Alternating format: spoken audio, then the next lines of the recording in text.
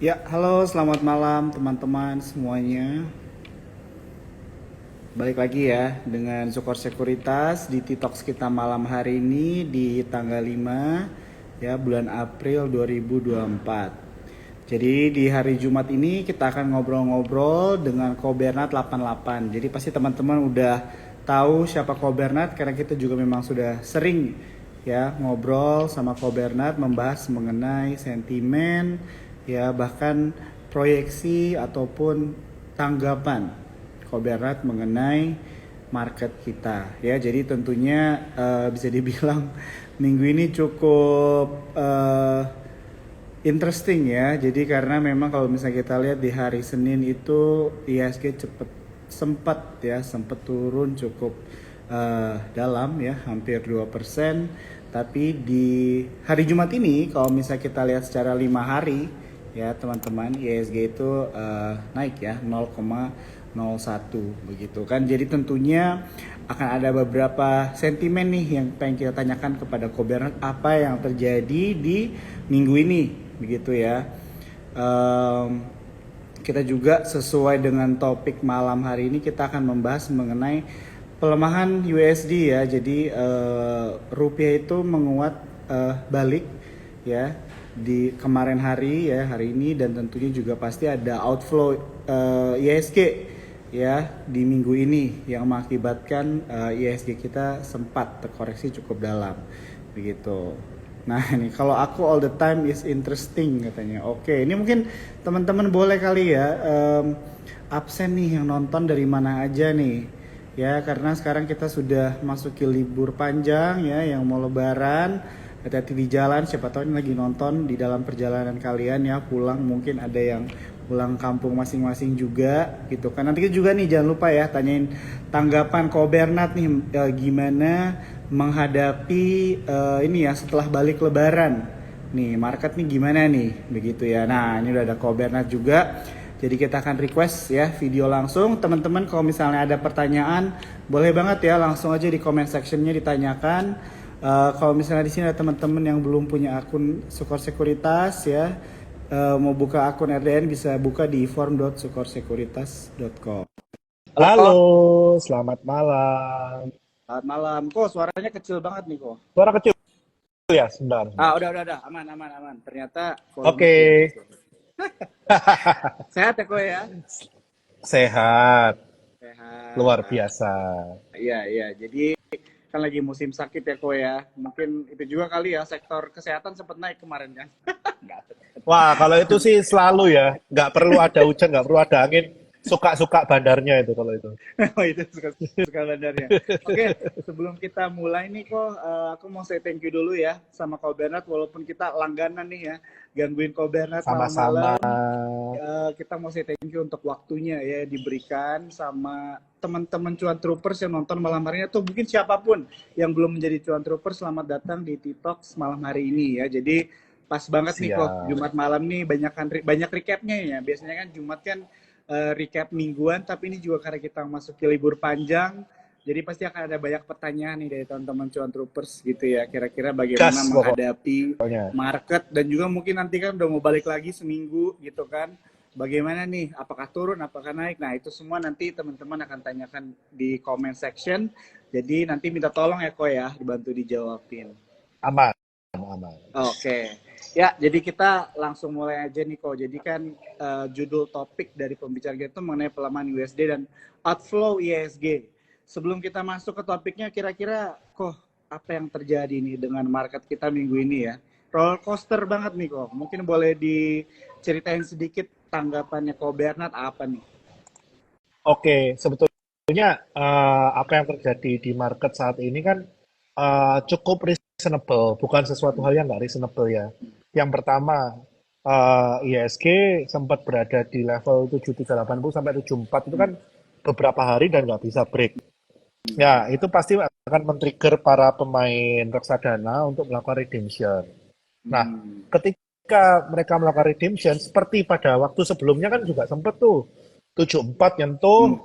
nggak kuat, koreksinya sampai 7240, walaupun akhirnya rebound. Nah, kali ini dari 74, koreksinya nggak sampai 7240, tapi lebih dalam, sampai 7150. Kenapa? Simple.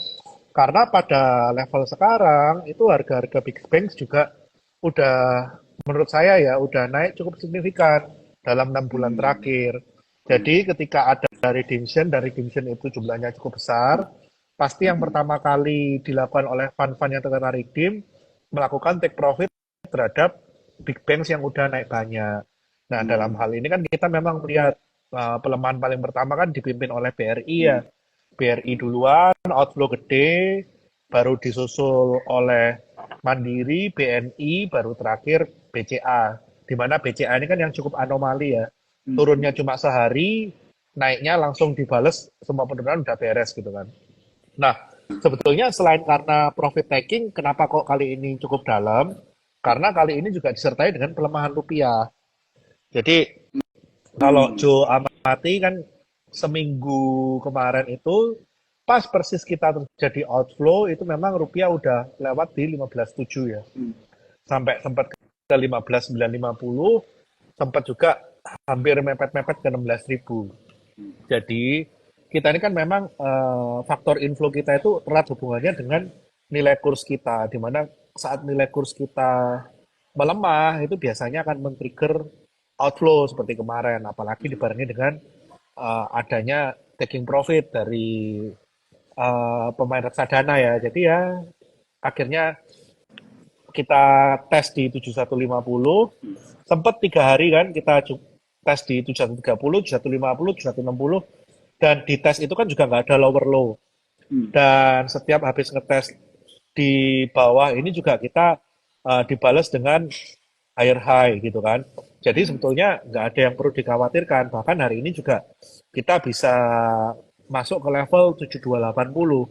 Hmm. Jadi walaupun hari ini penguatannya disupport oleh saham-saham dari Prayogo ya, di Hmm. mana ini sebenarnya udah expected sih. Jadi kalau buat warga 88, di jurnal saya udah mention dari hari Rabu, IHSG akan rebound, komoditi sebagai mover, dan saham Prayogo itu udah kelihatan sih flow-nya.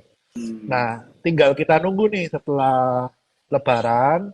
Harapan saya sih rupiah sedikit menguat ya, karena kan memang saat Lebaran ini kan cenderung kebanyakan kebutuhan akan impor itu meningkat, banyak barang-barang yang memang dikejar untuk masuk duluan sehingga rupiahnya melemah. Nah, setelah Lebaran saya harap sih rupiah bisa kembali rebound. Nah, ketika rupiah rebound itu waktunya big banks untuk rebound. Jadi kalau sekarang saham nya udah jalan, big banks-nya udah jalan, ya harapannya bisa balik ke 7380 sampai 74. Seperti itu sih. Hmm. Oke, oke. Jadi kalau misalnya dari penjelasannya Kobener itu satu dari rupiah ya yang turun begitu Betul, ya, ada fluktuasi, betul, dan yang kedua adalah dari sektor banking yang sudah cukup mahal ya kemarin ya kalau misalnya dibilang kan, betul, karena sudah betul, sempat all time high juga, jadi memang sudah naturalnya begitu kan ya, naik betul, turun begitu betul. kan. Oke, oke. Ya, jadi memang kemarin juga sebenarnya kan banyak sentimen-sentimen juga kok ya negatif gitu kan. Salah satunya mungkin belum tahu juga nih, kita mau tanya sama Ko Bernard nih kira-kira apakah ada dampaknya atau tidak. Salah satunya adalah PHPU gitu ya kok kan. Jadi sempat ada obrolan apakah mungkin ini membuat investor asing juga jadi wait and see juga begitu kan. Karena kan kemarin sebelum pemilu sempat turun gitu. Pas sudah selesai jelas siapa nih yang bakal jadi presidennya naik. Terus pas mulai ada PHPU lagi gitu kan, eh, di saat bersamaan IHSG juga sedang terkoreksi, apakah kira-kira itu ada hubungannya kok? Ya, sedikit banyak men-trigger outflow lah. Kita juga Hmm. melihat lah, ini outflow selama seminggu terakhir, ya sedikit banyak karena ada tingkat confidence yang Hmm. sedikit berkurang ya dari investor Hmm. asing. Hmm. Walaupun kalau bagi kita investor lokal, ya kita udah tahu itu pemenang pemilu juga nggak mungkin berubah gitu kan. Hmm. Jadi, tapi itu kan kita yang tahu. Tapi bagi investor asing itu kan menjadikan satu uncertainty tersendiri gitu kan. Hmm. Nah, tapi ini kan masalah klasik lah, di mana ada pemilu 10 tahunan ya pasti hal ini akan terjadi gitu kan. Hmm. Dan ini bukan masalah yang permanen sih bagi saya. Hmm. Jadi harusnya ini kesempatan untuk cari posisi kalau yang kemarin merasa Big Bang kemahalan Hmm. dan kalian ngerasain kalau Big Bang sekali rally itu juga kenceng, ya ini adalah waktu yang tepat untuk atur porto, untuk dapat cuan yang cukup lumayan di Big Bang. Karena apa? Big Bang ini masalahnya bisa all you can eat, Jo. Gimana tuh kalau Kita mau maksudnya kalau makan you can eat ya? kita mau makan berapapun in out juga nggak ada masalah gitu kan.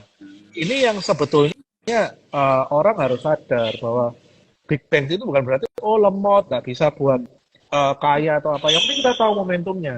Justru di Hmm. saat-saat seperti ini kita main Big Bang, main volume. Kasarannya gini deh, kita itu lihat portfolio return, betul nggak? Hmm. Kita bukan lihat individual stock return. Bayangin, kita punya saham Baker tapi punyanya cuma satu lot. Hmm. Ngapain gitu kan? Nggak jadi Hmm. kaya juga gitu kan. Tapi kalau kita punya portofolio growth, katakanlah 5% karena kita bisa all in ke big banks, Hmm. di mana big banks ini kan likuiditas juga ada, jadi kita mau portofolio segede apapun juga Hmm. in out juga bisa gitu kan. Nah itu kan kerasa growth-nya 5% tapi dari porto loh, Hmm. dibandingin lu backer dari satu lot gitu loh. Nah, ini orang yang kadang nggak sadar. Orang itu selalu ngejar, wah aku pengen saham baker, saham baker, saham baker. Padahal ngatur porto itu yang penting apa? Bukan hanya masalah cari saham bakernya, tapi bagaimana kamu atur porsi yang tepat. Sehingga kamu dapat momentum terhadap semua saham. Kayak gitu. Oke, iya, iya. Wah ini perlu diingat ya teman-teman ya. Jadi mengatur portfolio ya juga penting ya. Ini strategi investasi. Nah, mumpung aku lagi masih keinget ya. Jadi aku kalau ngobrol sama Koberat, Koberat itu suka ngasih kata-kata mutiara nih ya. Aku suka keinget loh sampai sekarang yang kemarin tuh ada sempat mention mengenai cuci piring gitu ya. Jangan terlambat ke pesta jadi cuci piring. Nah, jadi buat teman-teman nih yang nonton mumpung lagi rame, aku mau bagi-bagi merchandise dari Sukor Sekuritas ya, merchandise bagus buat 2 orang ya, buat 2 orang pemenang. Nanti kita undi ya. Caranya gimana? Kalian jangan lupa ya screenshot TikTok semalam hari ini ya, terus post di story kalian di Instagram, tag Instagramnya Kobernat dan juga Sukor Sekuritas, terus masukin kata-kata mutiara atau apapun lah yang kalian pelajarin dari malam hari ini ya. Pasti banyak nih ya yang bisa kita pelajari malam hari ini. Oke, thank you banget kok ya untuk jawabannya. Nah, kalau misalnya kita lanjut nih, kita tadi kan ngebahas tentang PHPU gitu ya. Tadi juga membahas tentang sektor banking. Kalau misalnya mungkin aku tanya dulu, jadi untuk menurut Kobernat sektor banking itu sekarang masih menarik nggak sih gitu? Mungkin lebih menarik pas kemarin koreksi kali ya. Tapi kan sekarang udah mulai Belum ini ya, banyak lah. belum banyak Reboundnya belum sih. banyak. Tapi menurut Koberat gimana nih mengantisipasi sektor banking nih? Kira-kira kalau ada teman-teman cuan troopers yang mau masuk, is it a good time atau mungkin masih bisa ditunggu setelah Lebaran? Oke, pastinya setelah Lebaran, Jo, karena marketnya Hmm. udah tutup seminggu nih. Betul. Jadi, kalau saya pribadi, banking bagi saya, mungkin ada orang yang hobi nabung di big banks ya. Tapi bagi saya kalau nabung di big banks itu kurang mantul gitu. Mendingan kalau big banks itu main Hmm. momentum. Nah, ini momentum yang tepat. Menurut saya sih kalau ngincer big bank sih masih dapat ya. Hmm.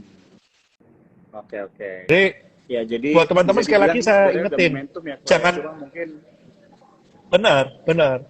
Dan buat teman-teman saya ingetin Jo, jangan dilihat 5%-nya. Kadang kan orang, wah cuma 5%, ngapain sih beli big banks? Ingat, lu bisa masuk seberapapun yang lu mau. Hmm. Ya, ya, Daripada ya, lu ya. punya uang, lu bagi-bagi saham 10 tapi isinya cuma selotan semua, backer juga gak kaya gitu kan. Hmm. Hmm, hmm, hmm, hmm, hmm, hmm. Kayak gitu. Oke. Ya, jadi ini mungkin insight ya buat teman-teman yang tertarik begitu ya melihat ada opportunity. Kemarin sektor banking kan sempat terkoreksi begitu kan, dan ini Koberat udah mention strateginya gimana nih memaksimalkan cuan gitu ya di sektor banking begitu ya. Yap, Oke, kok aku mau bahas satu lagi nih, sentimen. boleh. Ini pasti agak seru nih. Oke. Kemarin udah sempat dibahas nih. Kira-kira Koberat udah tahu nih mau bahas apa nih? Sentimen apa Mau nih? nanya full call auction nih kok. What do you think? Oke, oke. Jadi Ya, oh gini dulu kok. Jadi masalah kan mungkin ada beberapa teman-teman cuan troopers nih kok. Ada beberapa teman-teman cuan troopers yang nggak ngerti kok. FCA mungkin ya. Jadi kita bantu mereka juga. Kira-kira kok bisa dijelasin sedikit nggak full call auction itu apa sih dan kenapa itu banyak merugikan investor retail kok begitu?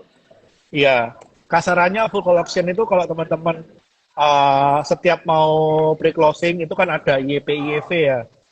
Jadi teman-teman bukan dari live bid offer, tapi itu bid offernya ditampung dulu, ketemu harga harga equilibriumnya, ya kan?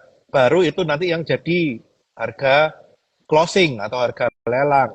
Nah, kalau yang di papan pemantauan khusus ini dengan FCA itu sehari ada 5 kali cara lelangnya. Jadi bukan hanya di closing, tapi sehari 5 kali. Kelemahan dari FCA ini apa sih? Kamu cuma modal satu lot pun kamu bisa bikin saham itu ARB. Bayangin, kalau semua orang lagi panic selling, tapi nggak ada yang buy, itu juga harga nggak akan turun karena IEP-nya ada tapi IEV-nya nggak ada gitu kan. Nah, tiba-tiba ada orang mau buy cuma satu lot, langsung turun harganya, mentok maksimal. Kalau orang itu pasang di paling bawah ya mentok paling paling bawah. Nah, saya nggak tahu apakah ini yang dibilang fair, karena bagi saya kalau fair, ya kita harus benar-benar continuous auction. Hmm. Buat aja seperti biasa. Mau buka gocap nggak apa-apa. Saya setuju cuy buka gocap. Mau gocapnya sampai satu pun nggak apa-apa, tapi dengan cara yang lebih fair. Ya kita Hmm. continuous auction aja seperti market reguler gitu kan. Hmm. Jadi kalau kita perang ya perang sampai terakhir. Kelemahannya dari FCA ini apa? Ya sekarang kita nggak memungkiri di market itu ada yang namanya market maker gitu kan. Nah sekarang Hmm. kondisi kayak gini, mereka mau bersihin barang di market. Emang mau bersihin di atas? Ya pasti semurah mungkin kan. Hmm. Ya kalau semurah mungkin ya bersihin aja di bawah 20, bawah 10 ataupun Rp1. Setelah barang udah di corner, dinaikin lagi ke 50, yang kuasa siapa yang punya barang? Hmm. Retail akhirnya apa? Gigit jari lah. Hmm. Barangnya udah jadi abu, sisa Rp1 gitu kan. Dijual juga orang mungkin Hmm. ya sudahlah jual aja lah daripada nggak jadi apa-apa gitu kan. Setelah barangnya di corner, diangkat. Hmm. Hmm. Ya ini yang menjadi kelemahan FCA yang mungkin nggak tahu orang-orang pinter yang buat FCA ini udah mikir atau belum atau memang sengaja difasilitasi buat seperti itu gitu. Ya, ya. Kal gitu kan IPO di 200, harus gitu masuk pemantauan khusus bikin orang panik atau reject terus gitu kan. Biar sampai bawah sekalian mereka bebek Hmm. RP1 kan untung banyak gitu kan.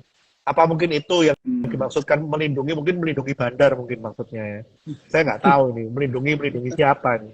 Melindungi investor, investornya siapa? Jangan-jangan investornya bursa itu bandar gitu kan. Ya kita nggak tahu. Nah, bagi saya Hmm. sih nggak fair ya. Ya memang kita tahu dalam Hmm. papan pemantauan khusus itu nggak semua saham jelek. Ada juga saham-saham yang bagus yang memang nggak liquid. Lalu apakah Hmm. dengan pemantauan khusus ini ada nilai tambah untuk mereka? Enggak. Jadi lebih liquid juga kagak, gerak juga Hmm. kagak, naik juga kagak, gitu kan.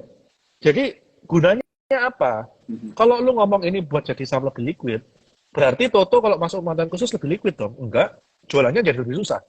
Turun sih enggak, tapi jualan tetap lebih susah.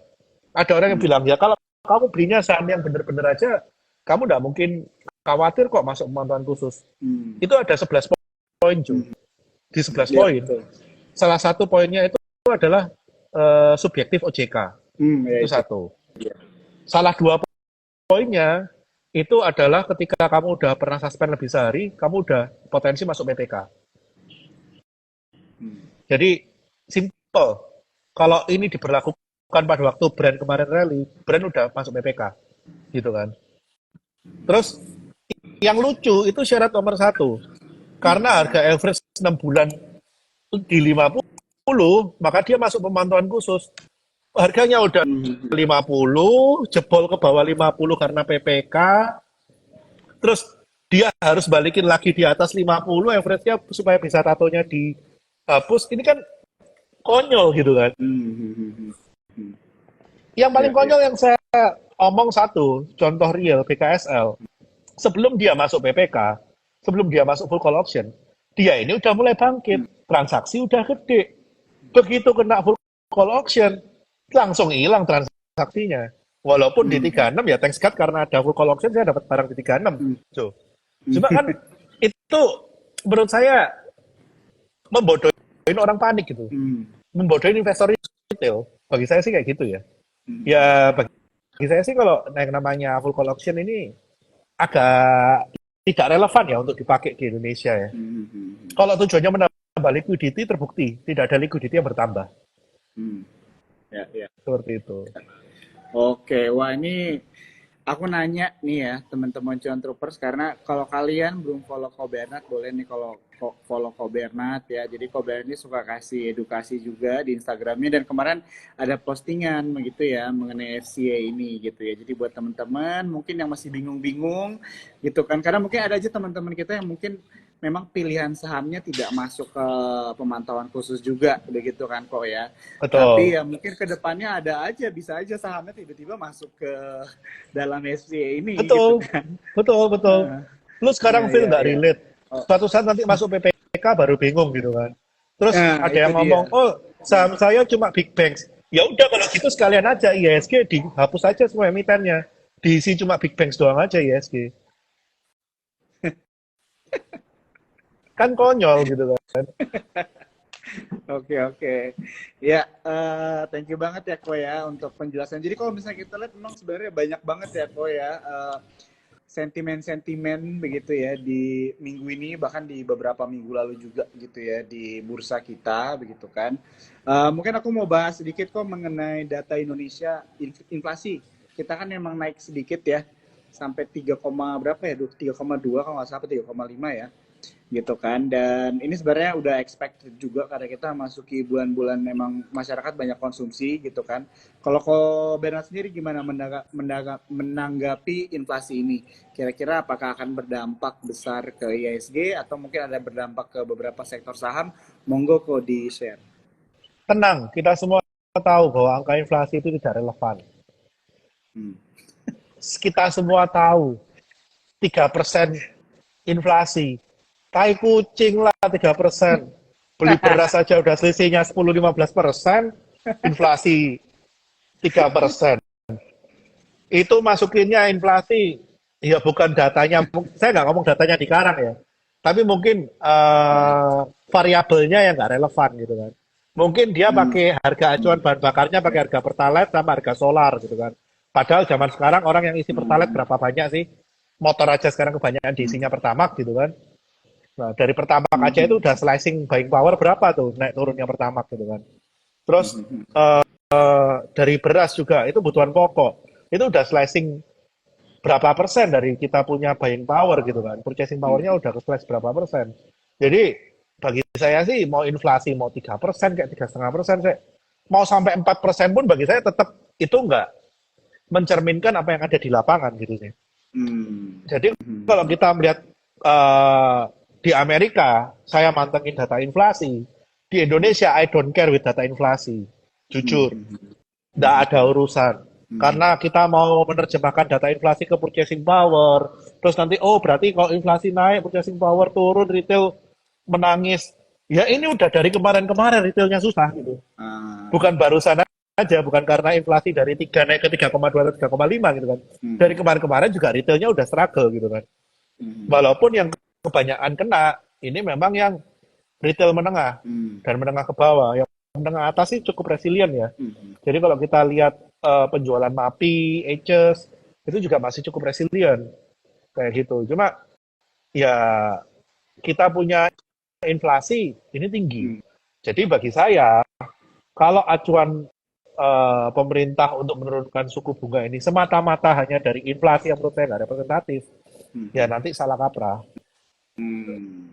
Ini harus agak hati-hati nih. Memang arahnya turun bunga, Hmm. tapi jangan salah kaprah, jangan salah acuan. Oke.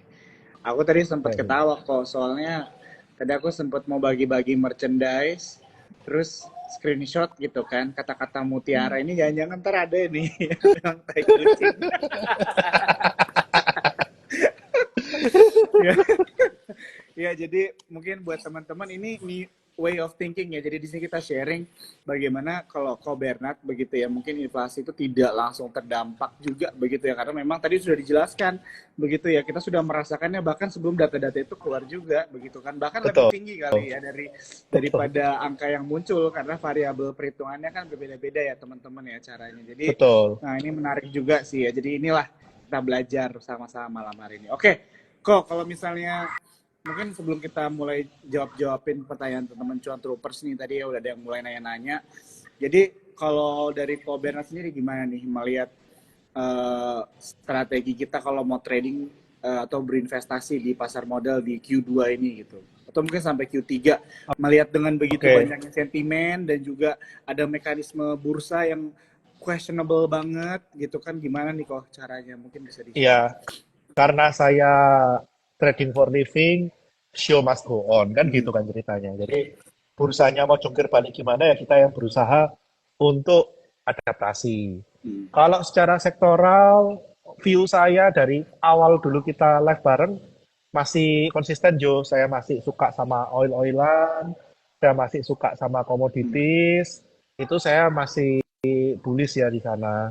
Hmm. Dan kalau yang terkait cut rate itu masih di first half, jadi kemungkinan Juni, Juli, Agustus, ya kan? Itu kemungkinan cut rate di sana. Ya kalau ada cut rate di sana, ya pasti saya memilih yang rate sensitif. Hmm. Apa?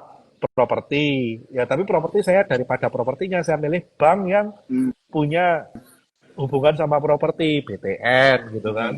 Nah itu saya masih seputaran itu Jo. Jadi kalau kita ngobrol dari awal tahun sih view saya masih nggak berubah. Dan so far kan memang masih bagus ya.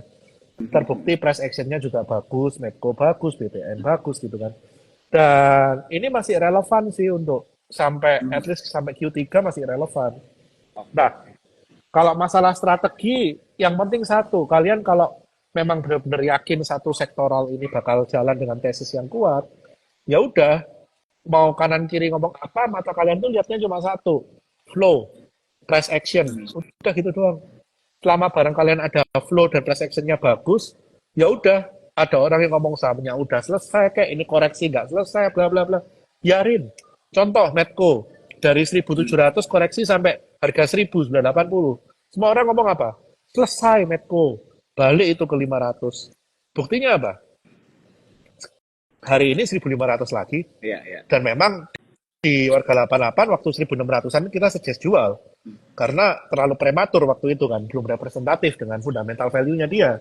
Tapi ketika kemarin turun sampai harga 1.980, ya itu too cheap to ignore. Nah, kita harus bisa cari barang yang too cheap to ignore. Kayak gitu, Ju. Hmm. Dan dalam masa-masa kayak gini, masa orang kadang mungkin menyerah sama market, itu pasti kadang ada masanya barang-barang itu too cheap to ignore. Hmm. Banyak orang secara tidak rasional buang barang, ya itu waktu kita mungutin. Kayak gitu.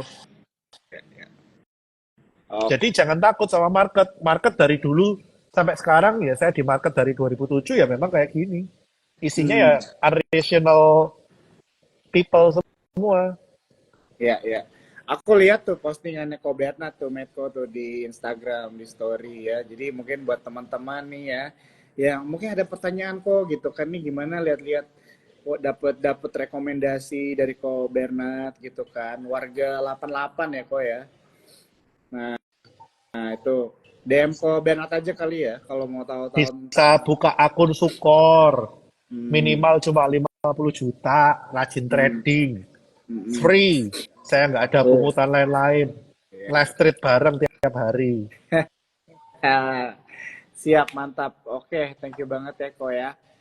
Untuk jawabannya. Jadi teman-teman kalau misalnya mau, aku ingetin sekali lagi ya, kalian kalau belajar sama Ko Bernard, follow Instagramnya ya. Karena Ko Bernard ini aku pernah ngobrol sendiri ya, langsung sama Ko Bernard sendiri, dia udah lama di market, teman-teman ya. Jadi bisa dijadikan mentor, begitu ya, di dunia pasar modal. Live trade bareng, gibah bareng ya, pastilah gitu ya. Oke, kok kita coba ya ambil pertanyaan dari Cuan Troopers. Ada yang nanya mengenai ASI nih kok. What do you think Oke. mengenai sama ASI sekarang? Ya penjualan kendaraan kan masih tertekan ya. Ya salah satu alasannya ya simple. sebetulnya yang dulu kita pernah bahas itu Jo, penetrasi kendaraan di Indonesia itu kan Hmm. sebetulnya udah maksimum ya. Jadi Hmm. kemungkinan growth dari penetration number itu kemungkinan kecil. Yang paling ada apa sih orang recycling Hmm. dari mobil lama ke mobil baru gitu kan. Tapi kalau orang dari nggak punya mobil jadi punya mobil, itu kan yang sumber pertumbuhan yang secara eksponensialnya. Itu udah Hmm. selesai. Itu era tahun 90-an, early 2000 itu. Hmm. Sekarang itu ceritanya ASI, itu cuma orang ganti mobil. Nah, masalahnya sekarang Astra sendiri kan kompetitor banyak. Bukan cuma Indomobil doang gitu kan. Juga ada mobil-mobil Cina yang mulai masuk. Walaupun si Astra dengan lini Toyota dan Daihatsu-nya kan masih strict. Ya. Mereka ke hybrid. Which is saya setuju. Cuma memang sekarang kan lagi ada euforia sementara. Nah, Hmm. euforia sementara ini yang menekan penjualan mobil si Astra. Jadi kok menurut saya sih satu sisi ya ini momen karena menurut saya future itu ada di hybrid bukan di EV. Dan meanwhile nanti ketika hybrid itu benar-benar jalan atau hydrogen benar-benar jalan, yaitu leading marketnya pasti balik lagi ke Astra Hmm. seperti itu. Dan satu sisi kita harus tahu Astra itu penyumbang income terbesar selalu dari United Tractor. Hmm. Nah, kalau memang teman-teman ini memang pengennya laporan keuangan Astra yang growing, yang bagus, yang growth, ya kenapa nggak beli United Tractor-nya aja?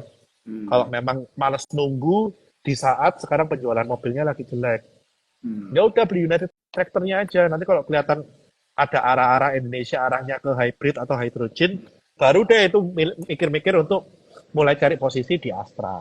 Kayak gitu. Oke. Iya benar sih ya. Ini juga sebenarnya kita udah pernah bahas kok ya mengenai ASI ya. Yes, Jadi emang kalau yang yes, untuk holding itu kadang-kadang tendensinya memang lebih lambat daripada money makernya gitu ya. Which is kalau untuk betul. case-nya ASI, UNTR kenapa nggak itu aja diperhatikan gitu ya. Jadi buat Betul, betul. teman-teman boleh nih ya jadi PR kalian untuk mungkin memperhatikan nih holding perusahaannya di bawahnya ada apa aja gitu kan. Jadi Betul. malah mungkin itu yang lebih memberikan cuan nih buat teman-teman ya. Tapi tetap do your own research ya teman-teman ya. Oke, Cari kok ada cash yang cow-nya nanya? lah. Nah, tuh cash count-nya betul betul ya. Oke, kok ada yang nanya nih, ada dua orang nanya saham yang sama, Tins kok gimana nih hari ini dia emang ini ya koreksi. Oke, Tins kalau secara teknikal, kemarin setelah dia ngetes 780, 760, dia berhasil breakout dari 910 dan tes 950. Di mana sekarang ini koreksinya expected.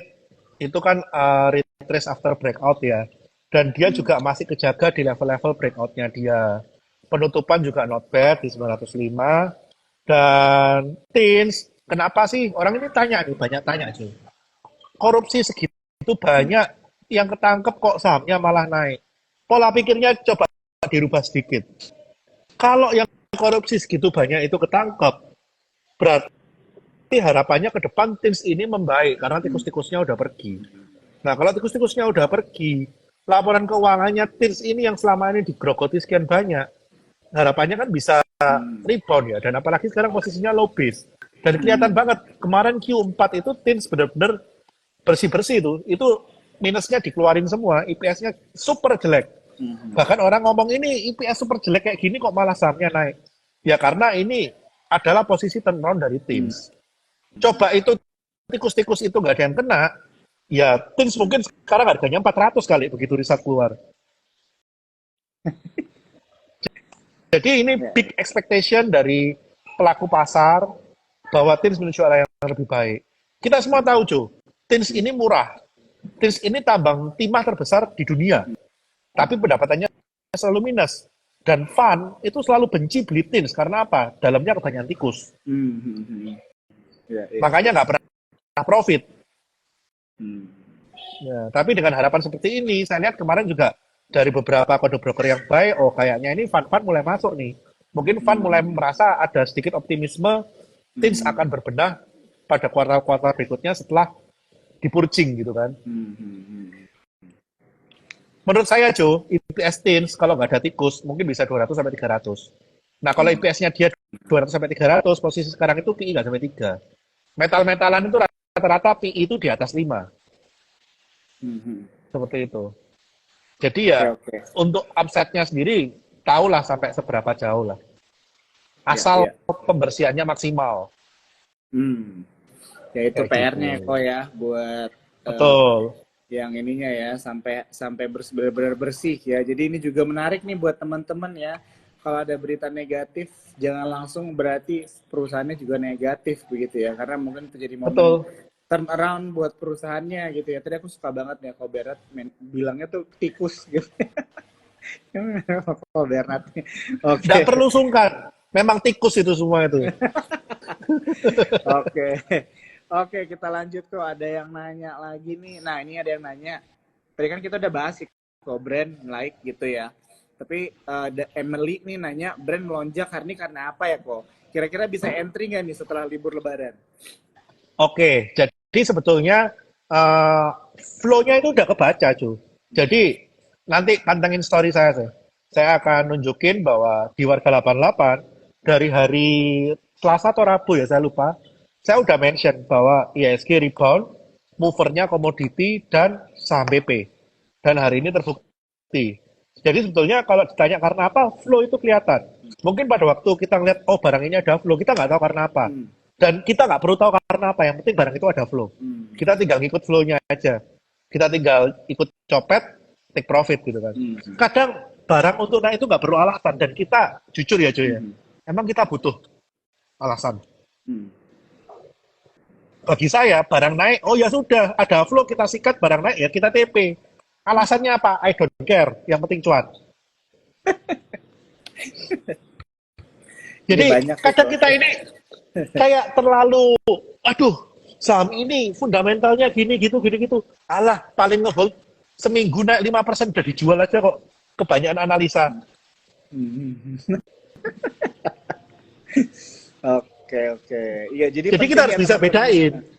Kita harus bisa bedain mana barang yang layak dianalisa benar-benar, mana barang ya ya udah ini ada flow, ada gerak, technical bagus ya gajar. Selesai take profit, udah nggak usah banyak mikir. Ya, ya, Harus bisa ya. bedain. Ya, jadi buat yang nanya ya, jadi ini ilmu ya teman-teman ya, jangan kita buang-buang waktu untuk mencari sesuatu yang mungkin lebih banyak memakan waktu kita gitu ya. Padahal mungkin juga potensi cuannya juga nggak terlalu besar begitu kan. Bahkan lebih parahnya mungkin jangan-jangan jadi kita rugi begitu ya. Jadi ada mungkin beberapa emiten yang perlu kita analisa, tapi ada juga ya udah kita mengikuti flow aja ya, mengikuti arus juga begitu Betul. ya yang Dalam masuk. artian barang-barang yang kayak gini kan kita mau masuk berapa sih? Hmm. Kalau ada orang all in di brand, all in di cuan, ya itu menurut saya sih antara dia memang brave Hmm. heart atau memang dia nggak tahu manajemen resiko atau Hmm. nekat, saya nggak tahu. Ya Hmm. tapi yang penting barang-barang kayak gini nggak perlu terlalu banyak mikir gitu. Kalau mau Hmm. banyak mikir itu beli BTN tuh banyak mikir, beli Medco tuh banyak mikir, nggak apa-apa. Beli barang-barang komoditas kita harus banyak mikir, cycle-nya harus tepat gitu kan. Jadi Hmm. kalau barang-barang kayak gini nggak perlu banyak mikir lah. Kita cuma lihat technical, lihat flow, kelar lah. Nah, tuh. Oke, jadi buat yang nanya mungkin bisa diperhatikan ya teknikalnya ya untuk brand ya. Oke, kita lanjut lagi. Ini ada beberapa nih kok yang nanya juga. Mungkin aku pilih yang ini. Bumi Resources Mineral kok, BRMS. Oke, Hmm. BRMS ini lagi membentuk pattern cup and handle besar, Ju. Jadi Hmm. neckline-nya ada di 162. Kemarin dia tes neckline, hari ini pelemahan terbatas habis nyentuh neckline. Biasa kan memang retrace sedikit ya. Dan retrace ini nggak lower low, itu yang penting. Hmm. Jadi dia nggak menimbulkan lower low, retrace-nya sehat, volume bagus. Dan kalau dia berhasil breakout dari 162, kemungkinan cup and handle-nya bisa ke 178, 181 at least. Hmm. Oke, oke. Jadi secara teknikal bagus, secara laporan keuangan BRMS yang sebelumnya komposisi laporan keuangan itu selalu ada pendapatan lain-lain, sekarang mulai ada operating income yang menggantikan pendapatan lain-lain. Hmm. Ini menunjukkan bahwa memang BRMS serius turnaround menuju core income-nya dia dari sektor gold, dan ini sejalan dengan cerita red issue-nya dia dari awal lah, dari 2021. Hmm. Eksekusinya ada seperti itu. Oke, sip. Thank you kok untuk BRM-nya sudah dijawab ya teman-teman. Ini ada beberapa tadi yang nanya. Kita lanjut lagi pilihin pertanyaan-pertanyaan untuk Ko Bernard ya. Oke nih Ko, mungkin in general aja nih. Kita juga belum pernah Ah, sempat bahas mungkin ya mengenai sektor oke. poultry Ko. Gimana nih? What do you think? Oke, jadi poultry sendiri, ini saya nge-call pertama kali di Warga 88 mungkin bulan lalu ya. Di saat semua orang nggak ada yang nge-call, itu Java dari 11.40 lah, 11.30. Sebelumnya malah kita spek bed di 10.90 ya sempat. Hmm. Nah, satu sisi kenapa saya waktu itu nge-call poultry, simple. Hmm. Ke pasar, saya itu suka cek langsung ke pasar basah, terutama harga poultry. Nah, saya akan menghindari saham poultry kalau apa? Ketika harga telur dan harga ayam ini tidak bisa naik.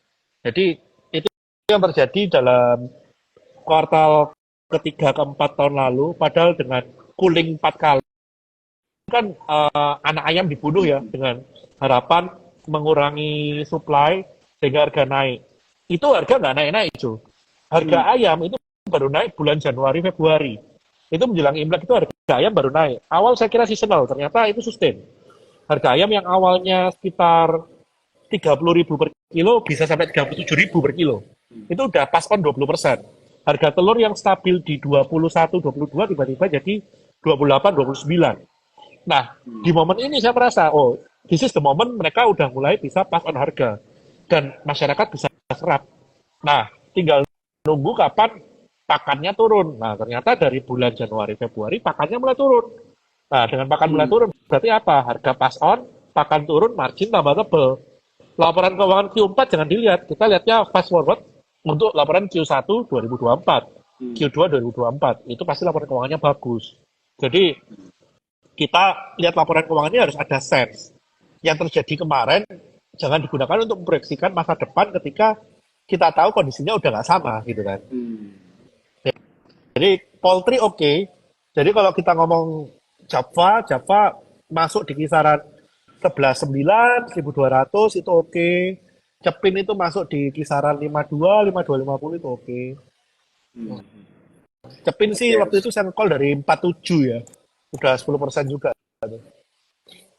47 ya. Wah, mantep bro. Kalau nggak mau ketinggalan makanya join Warga 88. Nah, Di itu saat dia. di saat orang udah call semua kita udah take profit. Iya, iya. Aku juga nih ya suka nanya-nanya nih sama Kobera temen-temen ya. Kalau misalnya kalian mau, aku kasih tahu nih ya.